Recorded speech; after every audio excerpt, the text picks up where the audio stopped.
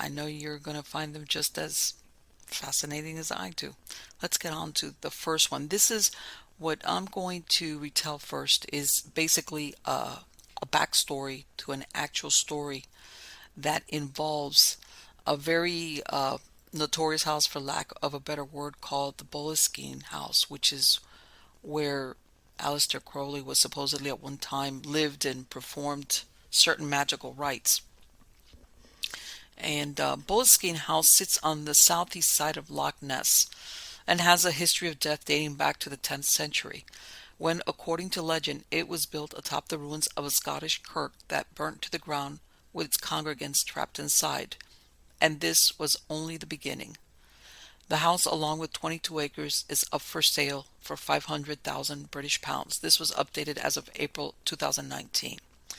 The current house was constructed in the 1760s by Colonel Archibald Fraser as a hunting lodge.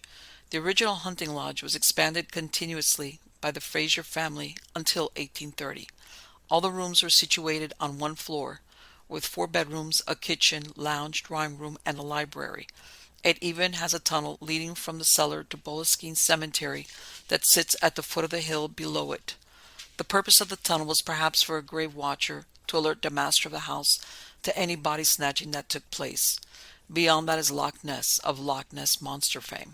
The cemetery has long been the site of misdeeds and occult happenings, according to previous owners. The house has bad vibes.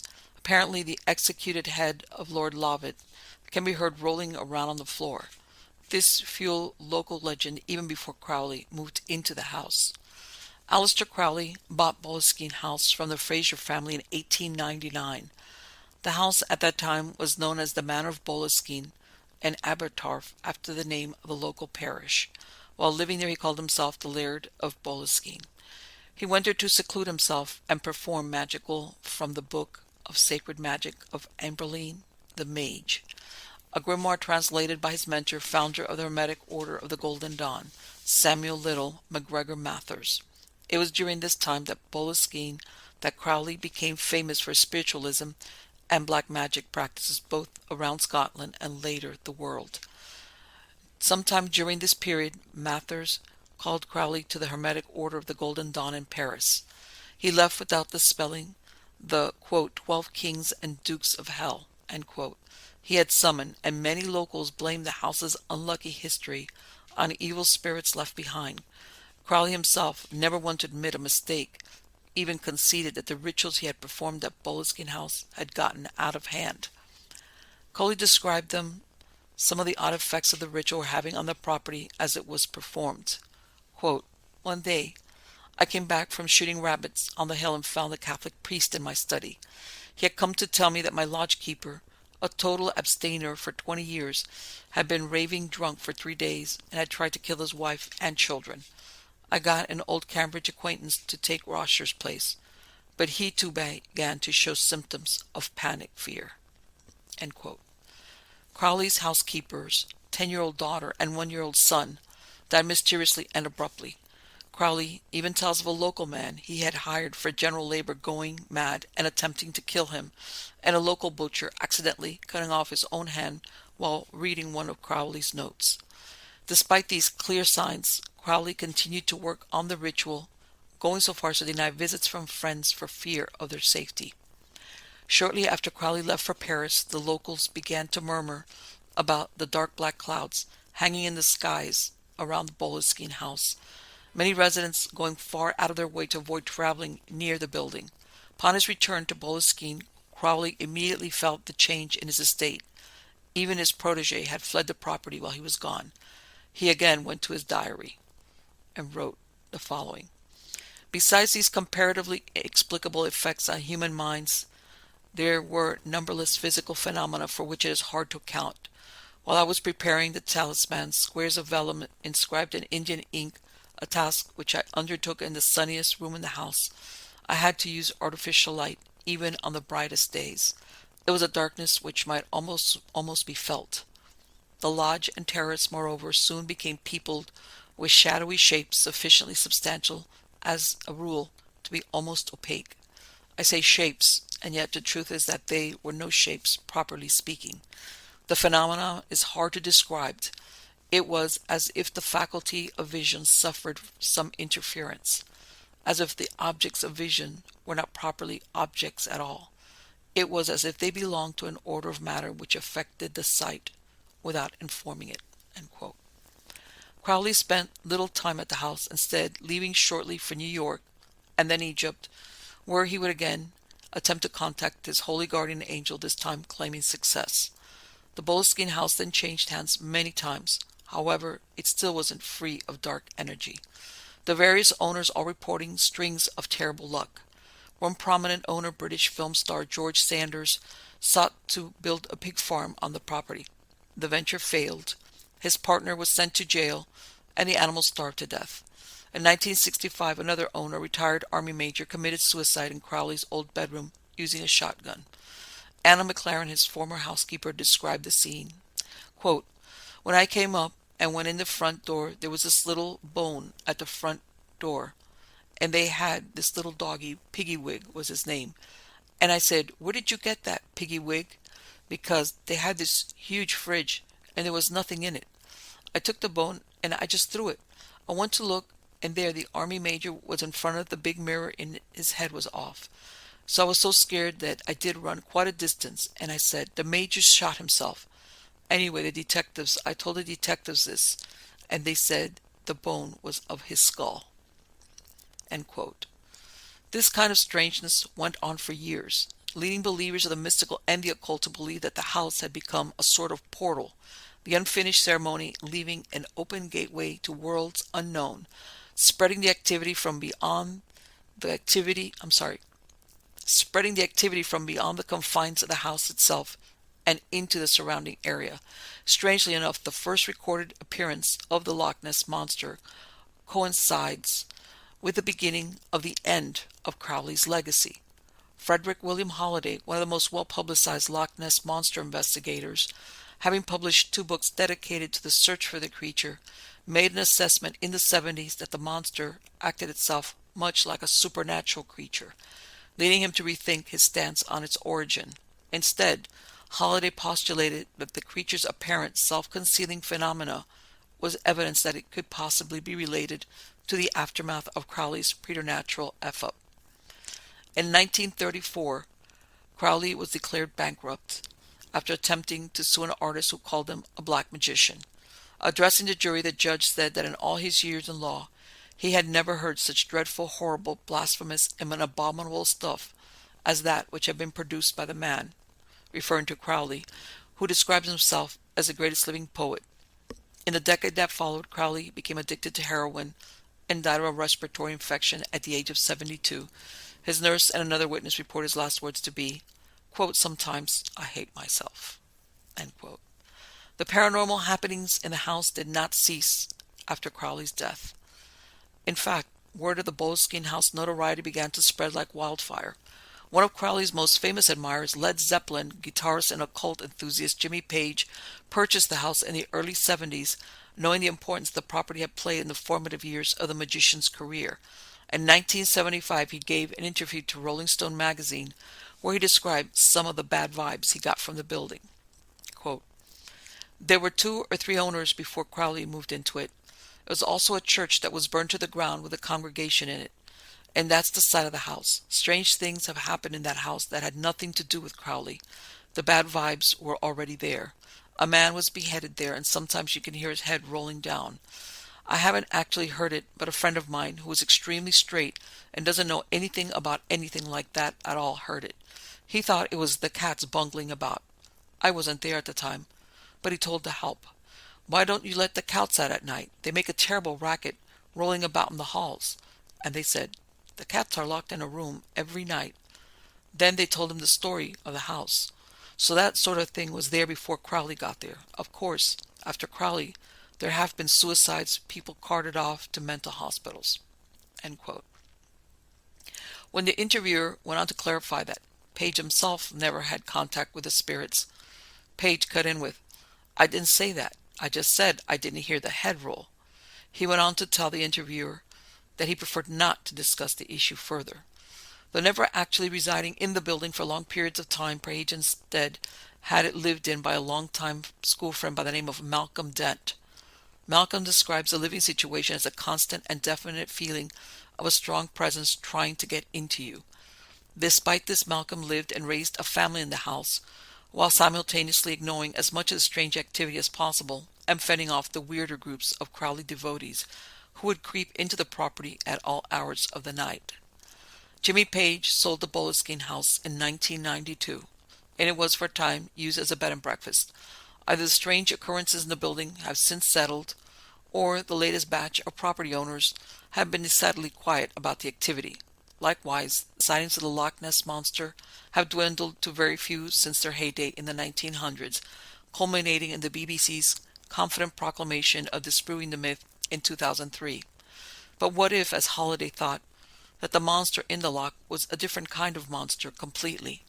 Could the legendary creature have been a consequence of Crowley's failure to properly end the ritual he had started?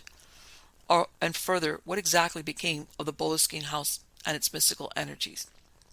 Later owners dismissed any notions of hauntings or witchcraft at the house, but tragedy continued to strike. In 2015, the residents of the house returned from a shopping trip to find the house completely in flames. There were no injuries as the house was totally empty when it ignited. Okay. Now, that appears on Stranger Than Fiction stories on my website of Miami Ghost Chronicles, but let's go into this is an updated, this is the source's Mysterious Universe. And basically, there's going to be a film made about it. New film promises the truth about the Boleskine house and Aleister Crowley.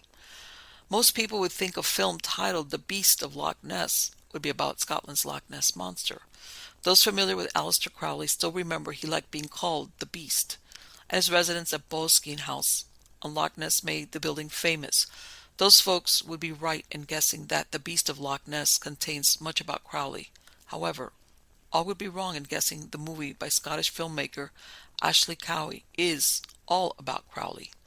The focus is actually on Boleskine House and setting the record straight on this historic building whose association with the beast unfairly tainted it. Quote, I am determined to shatter the pop cultural moss that has grown around Boleskine House and separate the self-styled beast from the legacy of the house. End quote.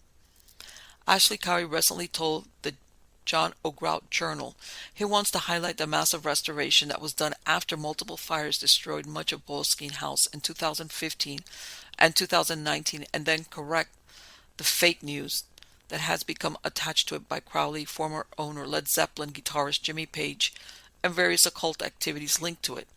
To do this, he created a dynamic team of renowned historians, writers, podcasters, and filmmakers to investigate and correct the fear-based mythologies that also created that other Loch Ness monster. Built in the late 19th century as a hunting lodge on the south bank of Loch Ness, the house holds much mystery and intrigue. In his own article at Ancient Origins, Cowie gives some of the real history of Boleskine House. It is located 21 miles south of Inverness, halfway between the villages of Foyers and Inverferrig. I'm sorry if I'm killing this town's name. Inverferrig, in the Highlands of Scotland. It was built to be a hunting lodge in the 1760s by Colonel Archibald Fraser, a colonel of the 1st Inverness local militia. Much of the occultness of the house came not from the building but the land it was built on. One legend claims it is on the site of a 13th century kirk or a church that caught fire, killing all who were trapped inside. There's also a popular tale of people staying at Boleskine House hearing the decapitated head of Jacobite rebel Simon Fraser, 11th Lord Lovat, also known as the Fox, who was executed in 1747, rolling down the hall. Separating historical facts from modern pop culture and fiction, the team will also deep dive the self-proclaimed beast of Aleister Crowley, revealing what he really got up to in Scotland. Not surprisingly, those legends and more attracted Aleister Crowley to it, and he owned Boleskine House from 1899 to 1913 and allegedly experimented in black magic and other occult activities. Other tales revolve around later owners like actor George Raft, musician Jimmy Page, as well as many people who worked at the house or spent time there and reported strange and sometimes deadly experiences. Cowie's films will address the legends, myths, and rumors and hopefully reveal their truthful origins. Jim Brown of B4 Films, an Aberdeen-based independent television production company, is anxious to get the film to television, as is the Boleskine House Foundation, and Scottish charity working to preserve the physical building as well as the historical legacy and heritage of the Boleskine estate. Photos and videos of the estate can be seen for a later date around the film's release and distribution. It's expected to be soon. Needless to say, the Beast of Loch Ness would not be pleased. There you go. We'll see what this film is all about, even though there's not much left of it. Okay, on to the next. Let's go weird here. This is out of Ripley's The Great Nantucket Sea Serpent Hoax. All right. When photos of massive footprints on a sandy beach started popping up in the papers in the summer of 1937, the people of Nantucket, an isolated crescent-shaped island off of Cape Cod in Massachusetts, started to whisper that a sea monster had certainly come ashore. A serpent is spotted. Many people in New England already believed in giant serpents swimming under the water, so the stories circulating that one was stepping across the beach were readily accepted by a number of people in town. That same year, an article appeared in the Nantucket Enquirer and Mirror that read, quote, "A sea monster. Bill Manville says he saw one off Nantucket. Insists he was not dreaming. Hopes it appears again to verify his story." And then an actual copy of what was written said, "Probably you won't believe me," said he, "and folks will think I'm nutty, but it is a fact. There is some great big monster out there." "What under the sun are you talking about, Bill?" we queried. "There is no such thing as a sea monster or sea serpent." "Can't help it. Believe it or not, I saw the thing with my own eyes. About 9:30 this morning. It was off the east end of the island, about 2 miles offshore from the Galls, and it certainly was not a whale. It must have been a mile away when I saw it. It was a great big creature with a terrible-looking head, which it seemed to raise 15 or 20 feet out of the water for a moment, and then disappear. I saw it appear 3 times. And after raising its head up again, it turned and headed offshore. I know you don't believe this, and probably nobody will, but it is a fact. I wasn't dreaming." And this was the interview that this gentleman gave the newspaper on August 7th, 1937. Manville told the story to any who would listen, and days later 2 more men found signs that seemed to support his sighting. Across Nantucket Beach, footprints appeared measuring 5.5 by 4 feet. People whispered that the monster Manville had spotted in the cold water must have made its way onto the shore. As photos of the footprints made their way into the papers, there were many skeptics who pushed back. When someone sent the picture to the head of the New York Zoological Society, Dr. W. Reed Blair, he responded bluntly, quote, "No marine mammal could have left the tracks, as they do not move so much on their flippers as they do on their second joints and on their bellies." Blair stated, "Evidence of their passage would be seen on the beach only in a slight indentation. As for a land mammal, there is nothing on Nantucket Island that could leave such large tracks." End quote. Then, one day in July, residents spotted the beast that had made the prints towering on the shore. They descended on the beach to get a closer look and spotted a huge monster more than 100 feet long, with fangs descending from its open maw, horns atop its head, and spikes cascading down its spine. If a brave member of the townsfolk stepped even closer and reached out to touch the monster, they would find a slight give in the rubber of the massive balloon. The Nantucket sea monster was, after all, a hoax. It was there on the beach, but it wasn't a real monster. As it turns out, it was a creation of a man, and the lore was spread around town by Manville and other pranksters who were in on the fun. It had been placed in the water by a local, and it drifted to South Beach, where it made a splash. Coming to see the balloon turned into an incredible tourist experience that summer on the beach in Nantucket. People from all over the world wanted a photo in front of the sea monster, and the event woke up the sleepy town. Who was Tony Sarg as an SARG?